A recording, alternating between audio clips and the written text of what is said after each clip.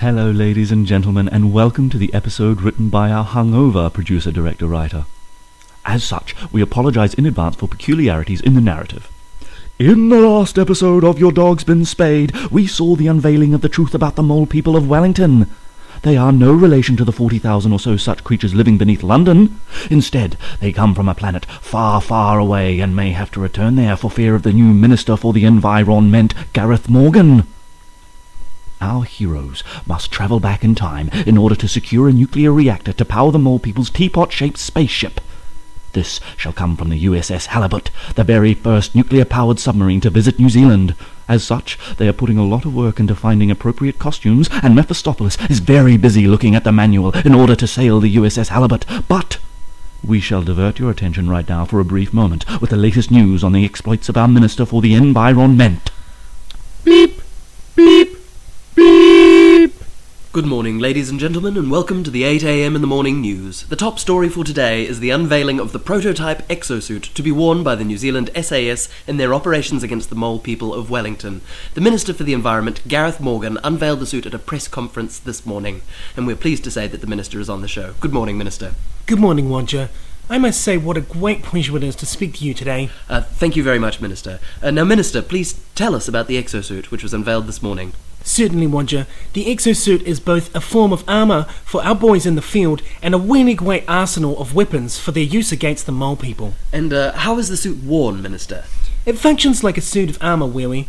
It's put on in pieces, but these are connected through a series of hydraulic pistons which allow the wearer to operate the suit. And how is it powered, Minister? There's a large battery mounted on the back of the suit.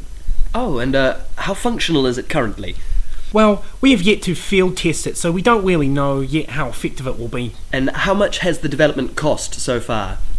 I'm afraid that's classified information, Roger. Could you give us a hint? Well, Roger, let's just say there's been no expense spared. So it's cost a lot, then? I can't comment any further, Roger. Okay, one final question, Minister. Is a suit of armour controlled by a hydraulic exoskeleton really necessary for your plans to wipe out the mole people?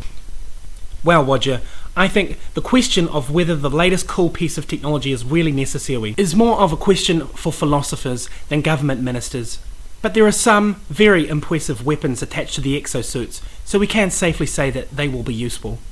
Yes, I've seen the specs of the suits, and I do wonder when, for instance, the flamethrowers will come in handy. Haven't you ever seen Aliens, Roger?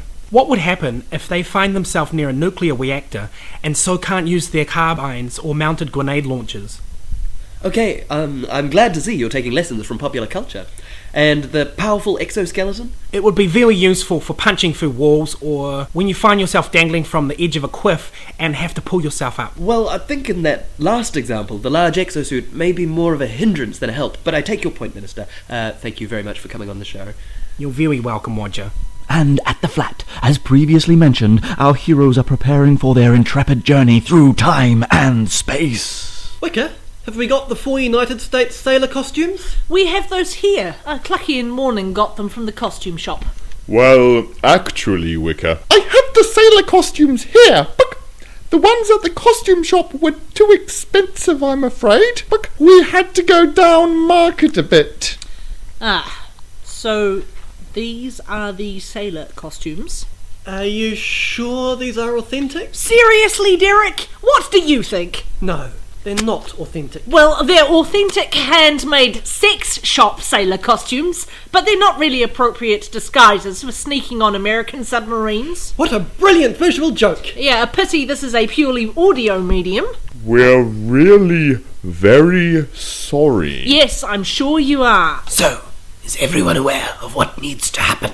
We travel back in time to the 27th of April in the year 1960 and sneak aboard the USS Halibut when it's in port. We then hijack it and somehow take it back to 2013. Yeah, how do we do that? Do we just pour tea over the submarine? I believe so. And it can be any tea? Oh yes, we should probably establish the rules around how time travel works. It can be any tea, providing that it comes from this teapot. Well, that's convenient. Yes, it is, Wicka. I guess we got pretty lucky last time then.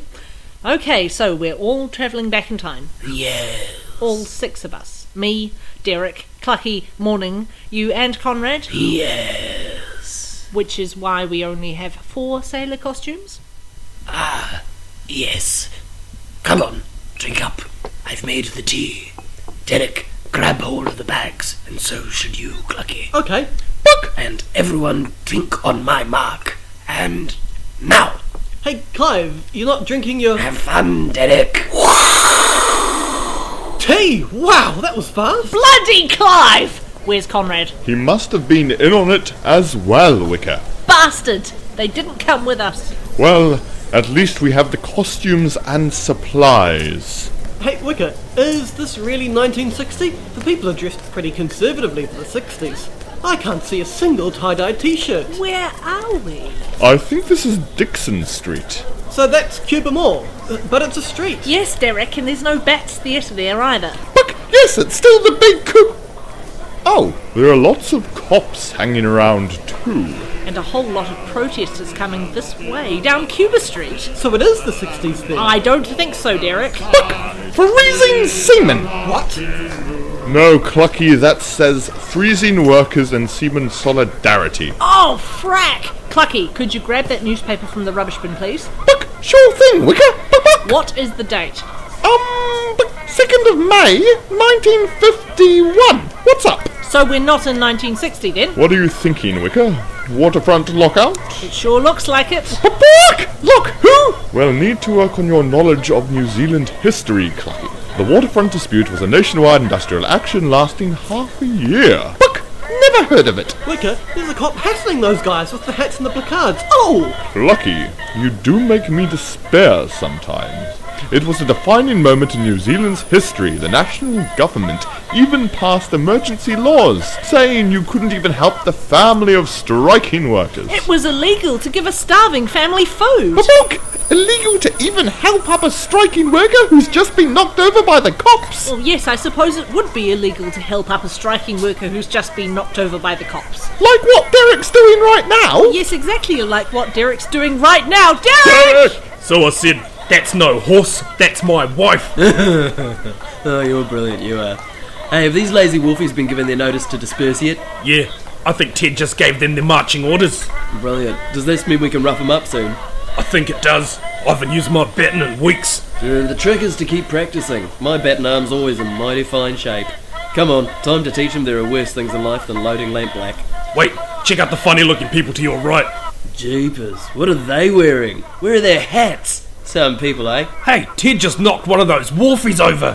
Hey, and that pesky jerk in the overcoat is taking photos. Should we rough him up? Oh, never mind. One of those funny-looking people is running over to that wharfie Ted just knocked down. No. Compassion on my beat? Never.